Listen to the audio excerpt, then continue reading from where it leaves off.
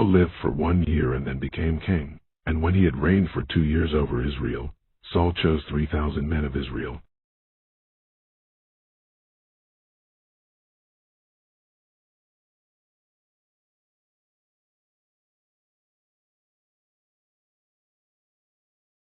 I can't believe this.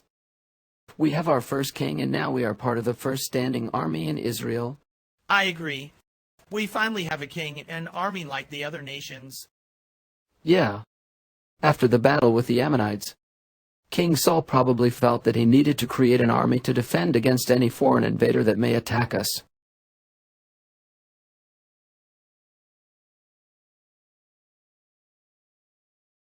Supposedly, 2,000 of us are going to Michmash on the hillside of the hill country of Bethel. And the remaining of us are supposed to go with Prince Jonathan in Gibeah of Benjamin. I hope I don't go there. After what happened there years ago, the incident and the aftermath is still talked about.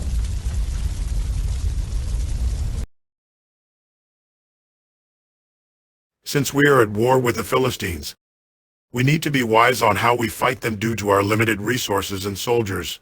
In 3 days' time, we will leave into our divided groups.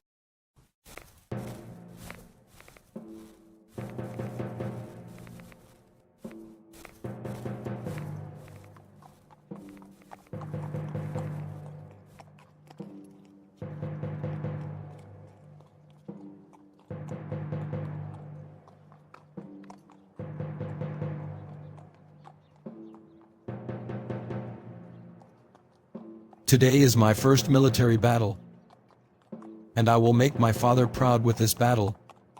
He will attack the northern end while I attack this post.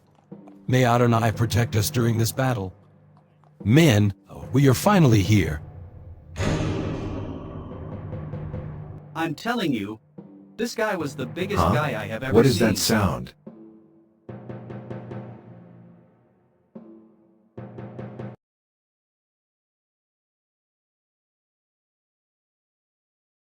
An army? I have to warn everyone. This is our time to beat our oppressors. This is our time to beat our oppressors. For King Saul and Israel.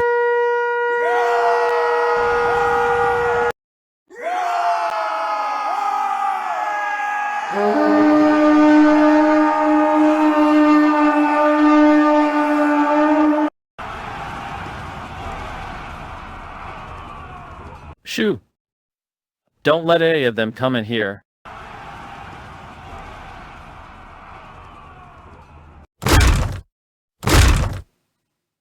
Don't let their numbers intimidate you.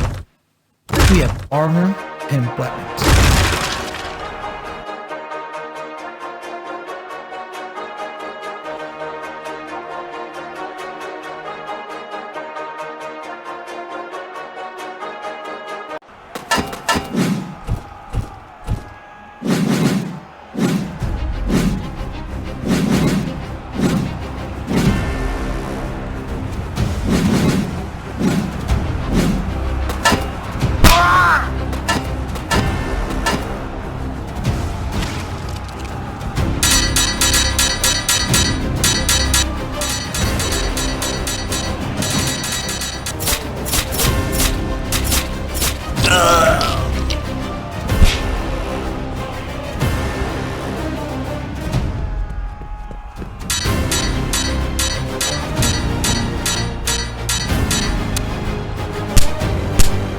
Release the arrows and kill those Israelites.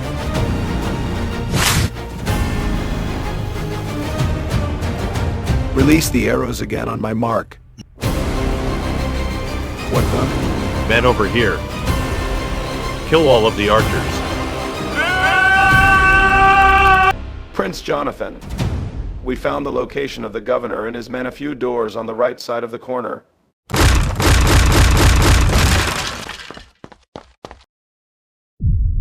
You know why we are here. We can do this the easy way, or the hard way.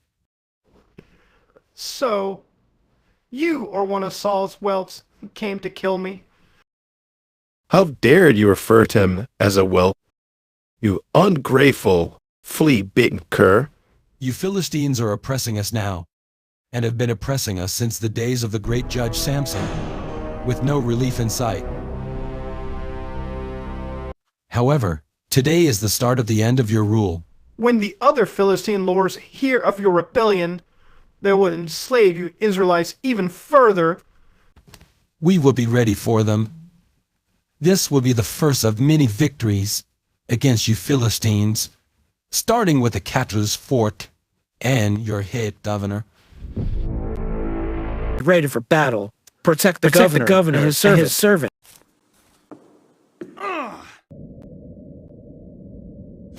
Governor, look out! Hot.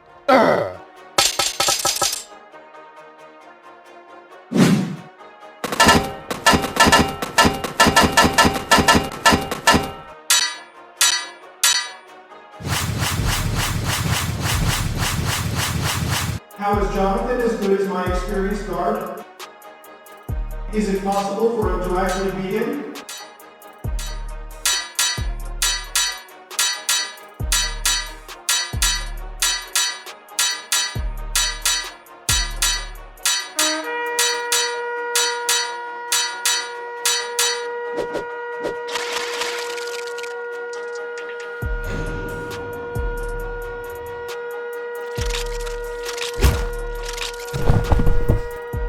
I can't believe you won. You aren't going to kill me, are you? Please, spare me. Did you spare the Israelites who begged for mercy when you took their possessions? Or slaughtered them? Stop your sniveling and just die like a man.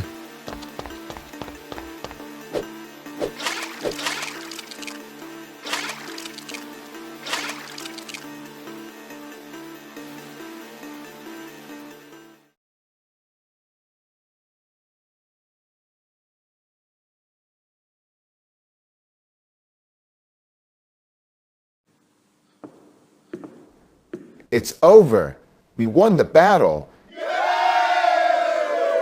Now let's hear from our commander, Prince Jonathan. Men, we fought a hard battle and have defeated the Philistines. We defeated Governor Nazib and the entire garrison here. A victory for the Lord and a victory for Israel. A victory for the Lord and a victory for Israel. A victory for the Lord and a victory for Israel. We killed most of the Philistine soldiers, but some of them escaped before the end of the battle. Nothing we can do about that now.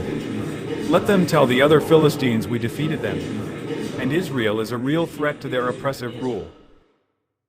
We will tell my father Uzzah's victory, and let the people of Israel know the time of oppression will soon end.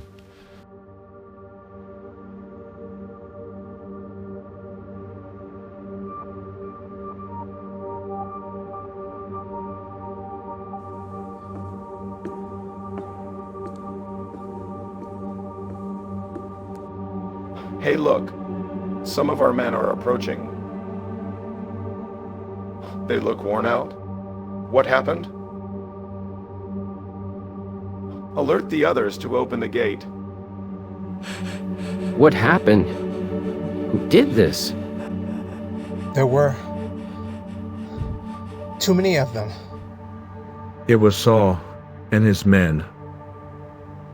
I think it was Jonathan, who is the commander of the army. The Israelites raised an army against us. How could our men be defeated?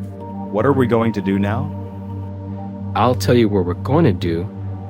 We're going to let our leaders know about this. We have to avenge Governor Nassim and our comrades. We will make them regret attacking us.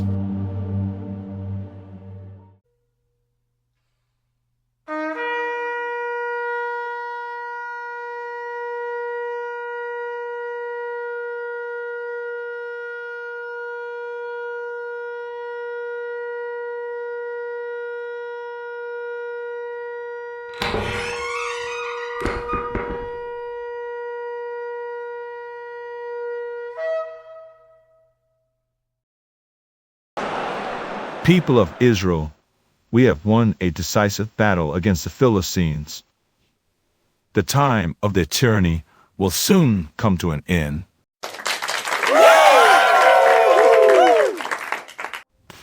I was chosen on your behalf to be your king, leader, and protector, and to lead you among the nations. We know that this war is far from over, and that they will return to attack us. However, you won't be afraid of them, nor will we bow to them like some of our forefathers did when the Philistines oppressed them and made them submit to their authority. The prophet Samuel, the last great judge, gave me a reminder of what is the source of our strength. When Israel was stranded in Egypt and had no way of getting out, who was our deliverer? Yahweh. When the Egyptian army was on our back and the Red Sea in front of our forefathers, who was it that opened the Red Sea? Yahweh. When our forefathers had to cross the Jordan River, who was it that allowed them to go through it and defeat the enemy? Yahweh. As long as the Lord is with us, no one can defeat us. From the rivers to the sea, as long as Yahweh is with us, we will never bow the knee.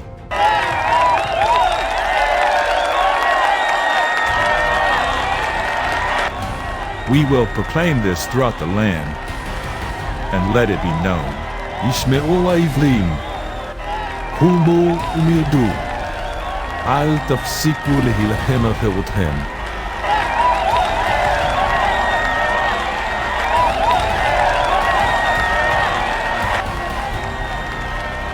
King Saul has defeated the garrison of the Philistines. We don't have to be afraid of them anymore. ישמעו העברים, קומו ומרדו, אל תפסיקו להילחם על חירותכם. Dad, Jacob, I'm back from battle. אל תפסיקו להילחם על חירותכם. Son, your brother and I are glad that you made it home safely. We won against the Philistines, and King Saul is rallying the other Israelites. We can beat them and overthrow their oppression. Saul and Jonathan have defeated the garrison of the Philistines. I can't believe it. King Saul has defeated the Philistines. We did good selecting Saul as king. And all Israel heard it said that Saul had defeated the garrison of the Philistines, and that Israel had become a stench to the Philistines. And the people were called out to join Saul at Gilgal.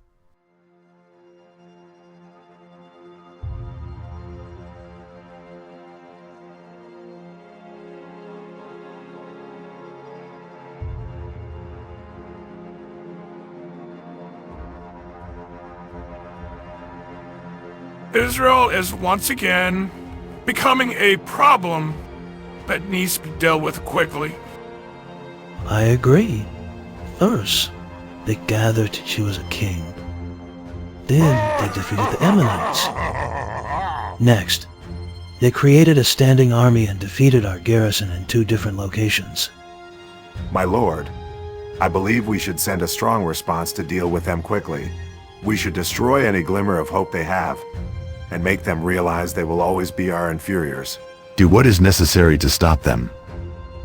Gather the forces and deal with these Hebrew dogs. They need to be reminded of their place and who rules over them.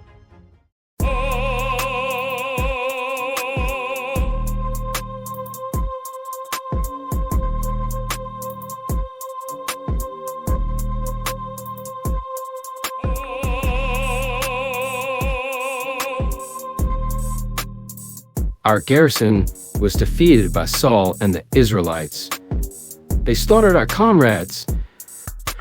What are we going to do? We will avenge our fallen brothers. We have hundreds of chariots and horsemen, and we will remind these Hebrews of their place. The Philistines mustered a mighty army of 3,000 chariots, 6,000 charioteers, and as many warriors as the grains of sand on the seashore. They camped at Michmash east of Bethaven. Where did all of these soldiers come from? How did their army get so big? There's no way we can defeat them. I knew that they had a large army, but I didn't volunteer for this. You're right. Fighting that garrison is one thing. Then army this size? This was a mistake. We should tell the others. We should all run for our lives and hide. Seeing that they were in danger because their troops were hard-pressed, the men of Israel hid in caves and thickets, among the rocks, and in cellars and cisterns. Some Hebrews even crossed the Jordan into the land of Gad and Gilead. Saul, however, remained at Gilgal, and all his troops were quaking in fear. Men of Israel, do not be afraid of the Philistines. We defeated them before, and the Lord will grant us the power to defeat them again.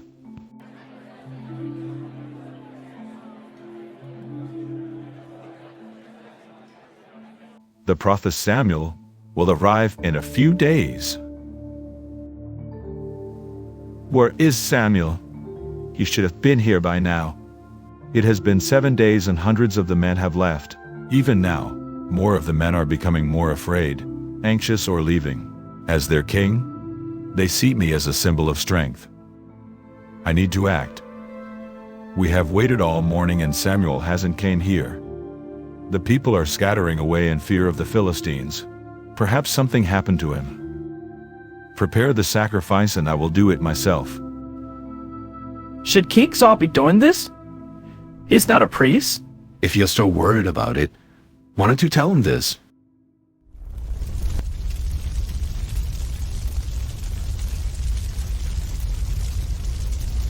Tell me he didn't do what I think he did. What have you done? When I saw that the people were scattering from me, and that you did not come within the days appointed, and that the Philistines had mustered at Michmash, I said, now the Philistines will come down against me at Gilgal, and I have not sought the favor of the Lord. So I forced myself, and offered the burnt offering. You have done foolishly. You have not kept the command of the Lord your God, with which he commanded you. For then the Lord would have established your kingdom over Israel forever. The Lord would have established my kingdom forever? But now your kingdom shall not continue. The Lord has sought out a man after his own heart, and the Lord has commanded him to be prince over his people, because you have not kept what the Lord commanded you. And Samuel arose and went up from Gilgal. The rest of the people went up after Saul to meet the army. They went up from Gilgal to Gibeah of Benjamin. And Saul numbered the people who were present with him, about 600 men. And Saul and Jonathan his son and the people who were present with him stayed in Gibeah of Benjamin, but the Philistines encamped in Michmash. And raiders came out of the camp of the Philistines in 3 companies. One company turned toward Ophrah, to the land of Shul. Another company turned toward Beth-horon, and another company turned toward the border that looks down on the valley of Zeboim toward the wilderness.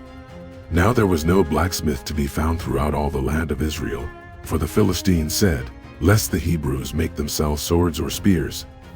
But every one of the Israelites went down to the Philistines to sharpen his plowshare, his mattock, his axe, or his sickle. And the charge was 2/3 of a shekel for the plowshares and for the mattocks, and 1/3 of a shekel for sharpening the axes and for setting the goads. So on the day of the battle, there was neither sword nor spear found in the hand of any of the people with Saul and Jonathan. But Saul and Jonathan his son had them. And the garrison of the Philistines went out to the pass of Michmash. Prince Jonathan, I am with you to the end, but these odds are against us.